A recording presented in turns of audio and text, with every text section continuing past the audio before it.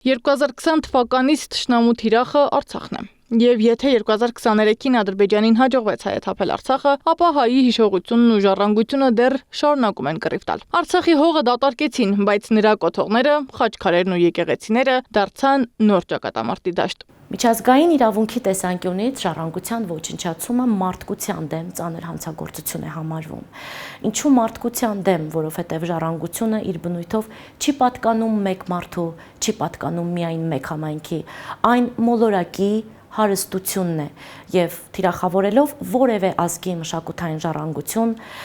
թշնամին հարված է հասցնում մոլորակի մշակութային բազմազանությանը։ Ադրբեջանի կողմից օկուպացված Արցախում մոտավորապես 10,000 պատմամշակութային կոթող կա, որոնցից շուրջ 6,000-ն է հաշվառվել, իսկ շուրջ 1,000-ն արդեն ոչնչացվել են։ Վերջին 2 տարվա ընթացքում հատկապես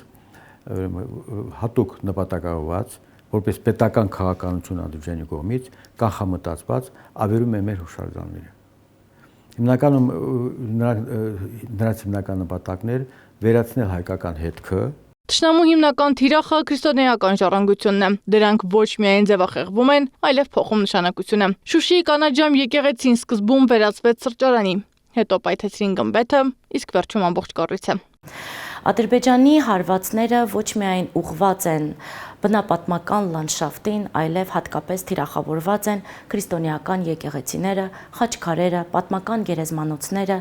հայոց ցեղասպանությանը նվիրված հուշարձանները, հայրենական մեծ պատերազմին, արցախյան ազատամարտին նվիրված հուշարձանները, ինչպես նաև մերօրյա արժեքները։ Նույն ճակատագիրն ունեցան նաև Մեխակավանի Սուրբ Աստվածածին, Մոխրենեսի Սուրբ Սարգիս, Բերձորի Սուրբ Համբարձում եկեղեցիները։ Ցավոք այս շարքը կարելի է անվերջ շարունակել։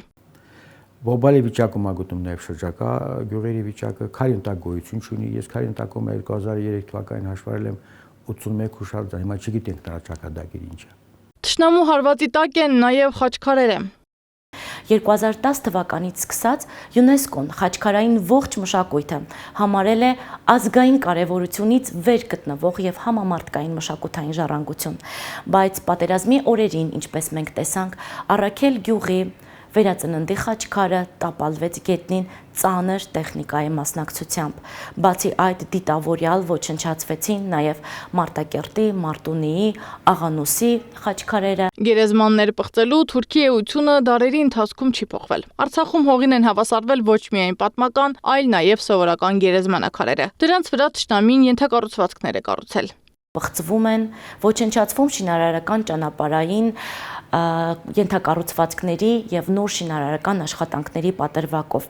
Այն պատմական գերեզմանոցները, որոնք գտնվում են ճանապարհներին մոտ, անհետ ոչնչացվում են։ Դադիվանքը, Գանձասարն ու Ամարասը աղվանականացնելու գործընթաց է սկսել Ադրբեջանը։ Աղվանաուդական ցեղերը, որոնք ապրում են Ադրբեջանում եւ իրենց համարում են քրիստոնյա, այս հարցում աջակցում են Ադրբեջանին։ Դադիվանքի շուրջ 200 արձանագրություն եկեղեցու պատերից քերել են ու ներկայացրել իբրև Բերձորի գործարանում տպագրված կեղծ տեքստ։ Աղվանաուդիական համայնքի ներկայացուցիչներին, որոնք թեև քրիստոնյա են, բայց այլ էթնիկ հանրույթի են պատկանում,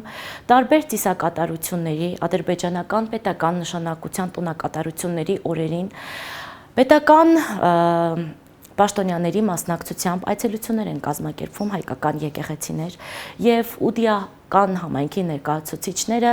կեղծում են պատմությունը նշելով, որ այս եկեղեցիները ոչ թե հայկական են, այլ աղվանաուդեական համայնքին են պատկանում։ Միջազգային հանրությունը բավարարվում է միայն դատապարտող հայտարարություններով։ ՅՈՒՆԵՍԿՕ-ն էլ մասնագետների խոսքով ավելի շատ ջուր է լցնում Բաքվի ջրաղացին։ ՅՈՒՆԵՍԿՕ-ի տնօրենը դատապարտման փոխարեն Ադրբեջանին համարել է հանդուրժողականության